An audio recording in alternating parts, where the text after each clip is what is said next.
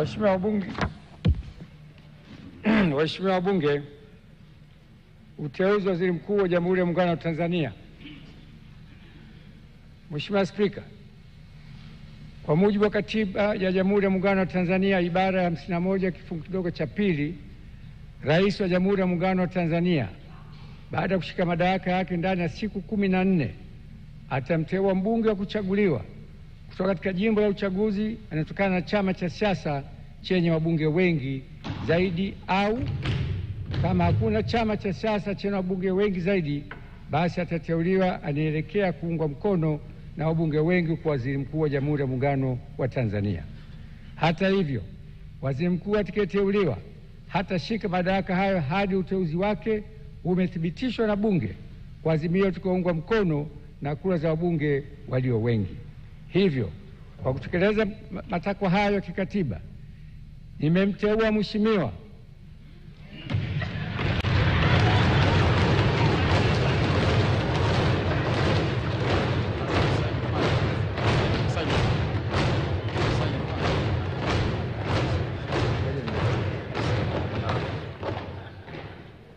Daktari Mwigulu Lameck Nchemba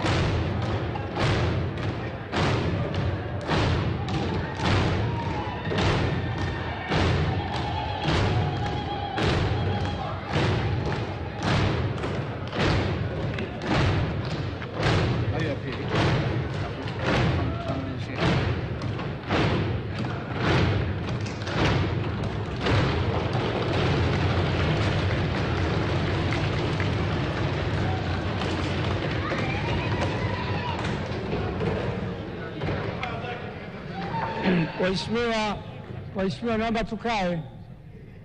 Hajaapishwa bado, naomba tukae.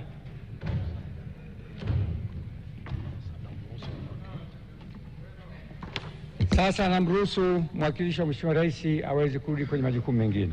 Asante sana kamanda.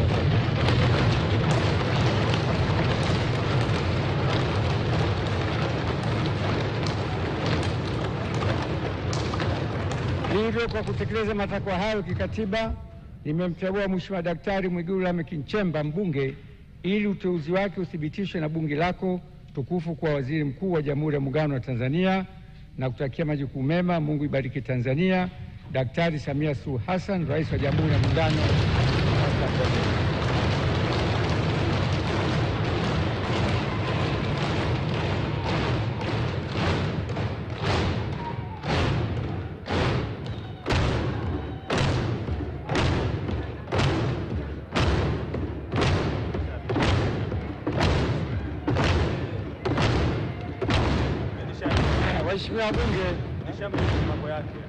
Waheshimiwa wabunge, kwa vile jina hili likijapa ni siri, naahirisha bunge kwa nusu saa ili katibu akandae, na sitisha bunge nusu saa ili katibu akandae ballot paper. Mwigulu Lameck Nchemba, miaka yake 50 hivi sasa. Alizaliwa Januari 7 mwaka 1975. Pasi na shaka wananchi kutoka Makunda pale wilaya Iramba watakuwa na ndelemo, vifijo na vigeregere. Kijana wao kutoka Singida ndiye ambaye ametajwa hapa kuwa waziri mkuu ajaye wa Jamhuri ya Muungano wa Tanzania. Watakaothibitisha ni bunge, kama ambavyo ibara ya 51 ya Katiba ya Jamhuri ya Muungano wa Tanzania fungu la pili linavyosema, na majukumu yake yakiwa katika ibara ya 52.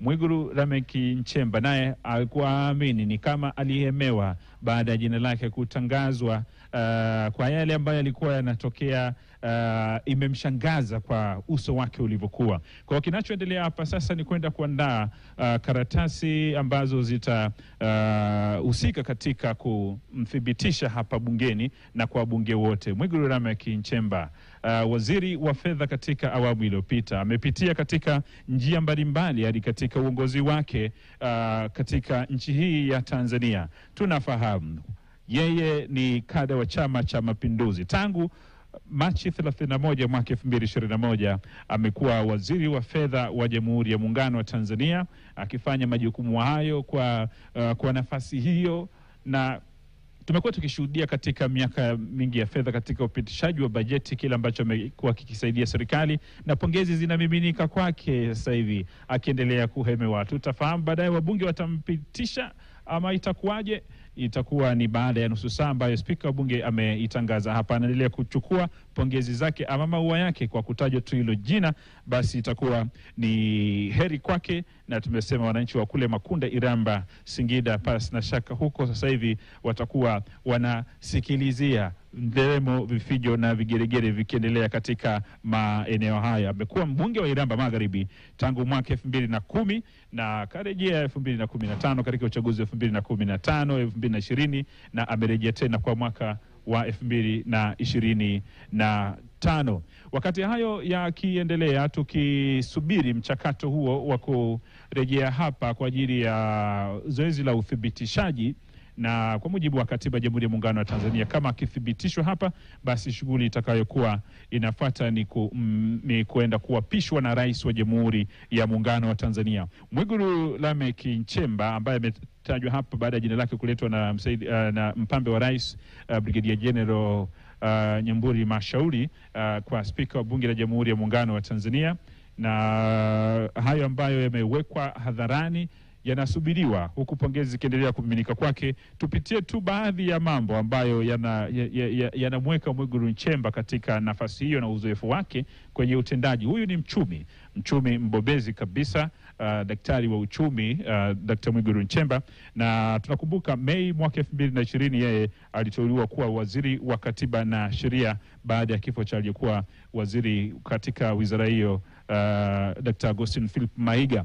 Amepitia katika nafasi mbalimbali ikiwemo waziri wa mambo ya ndani ya nchi, lakini pia waziri wa Katiba na Sheria, na sasa nafasi hii akichukua itakwenda kumtengeneza kuwa waziri mkuu wa 12 wa Jamhuri ya Muungano wa Tanzania. Tangu taifa letu lipate uhuru mwaka 1961, muungano wa Tanganyika na Zanzibar, tukapata Jamhuri ya Muungano wa Tanzania mwaka 1964. Hii shughuli Mwalimu Julius Kambarage Nyerere yeye akisimama kwenye jukwaa kama waziri mkuu wa kwanza kabla ya kuwa rais wa Jamhuri ya Muungano wa Tanzania mwaka 1961, lakini akampisha Mfalme Rashid Kawawa ili aende kukijenga chama. Lakini baadaye tulipokuwa jamhuri mwaka 1962, uga ukarejea kwa mzee Kawawa na Julius Kambarage Nyerere yeye akawa rais wa Jamhuri ya Muungano wa Tanzania. Hivyo basi wale wote waliopita katika uga huo kulifanya taifa la Tanzania kufikia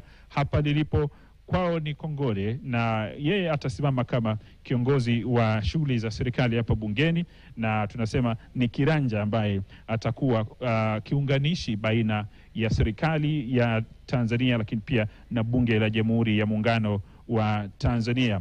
Tupitie baadhi ya wale ambao wamepata kuhudumu katika nafasi kama mawaziri wakuu wa Jamhuri ya Muungano wa Tanzania hadi hivi leo kutajwa kwa jina la Mwigulu Lameck Nchemba, ambaye kama akipitishwa na bunge hapa basi atakuwa anachukua mikoba ya Kassim Majaliwa ambaye mwaka 2015 bungeni hapa pia lilitajwa jina lake, akapita hapa, bunge wakamthibitisha, na hatimaye katika uongozi wa awamu ya 5 ya Dr. John Pombe Magufuli yeye akazishika hatamu za kiuongozi kwa mwaka huu wa 2015. Lakini Rais Samia Suluhu Hassan baada ya kifo cha Dr. John Pombe Magufuli akaendelea kumwamini waziri mkuu Kassim Majaliwa na amehitimisha naye kwa mwaka huu wa uchaguzi, na tukiendelea na ungwe nyingine ya awamu ya pili ya uongozi wa serikali ya awamu ya 6 ya Jamhuri ya Muungano wa Tanzania.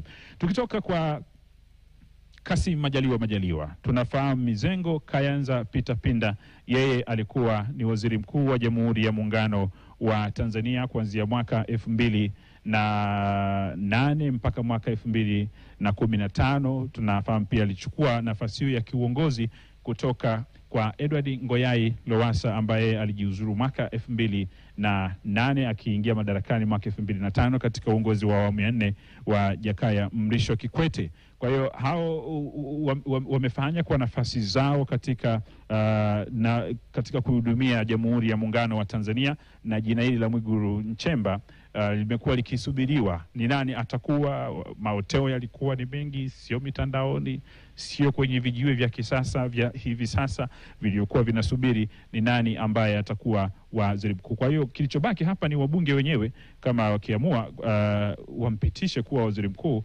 basi nafasi inayosalia kuwa kwenye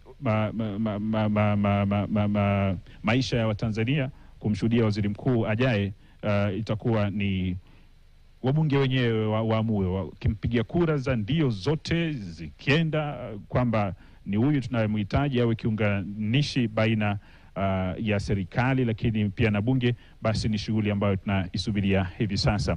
Kwa Mwigulu Lameck Nchemba ametenda mengi, ikiwemo katika nafasi mbalimbali, kuunganisha serikali, kupata fedha mbalimbali za kuendesha nchi.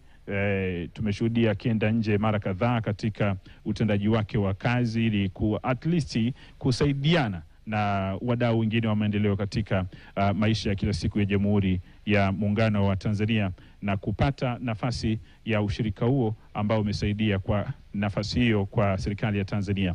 Mwalimu Julius Kambarage Nyerere, kama nilivyokuambia, alipata kuwa waziri mkuu kwa mwaka mmoja tu, tangu mwaka 61 mpaka mwaka 62, Januari 1962, akaachia nafasi kwa Rashid Mfaume Kawawa ambaye alishika uongozi huo kuanzia Februari mwaka 1972 hadi Februari mwaka 1977. Ukipiga hesabu hiyo utaona kwamba alishika mamlaka haya kwa miaka 5 ya kiuongozi, lakini baadaye akaingia madarakani Edward Moringe Sokoine, yeye akaingia mpaka mwaka 1984, lakini kabla ya mwaka 1984 hapo tunafahamu Edward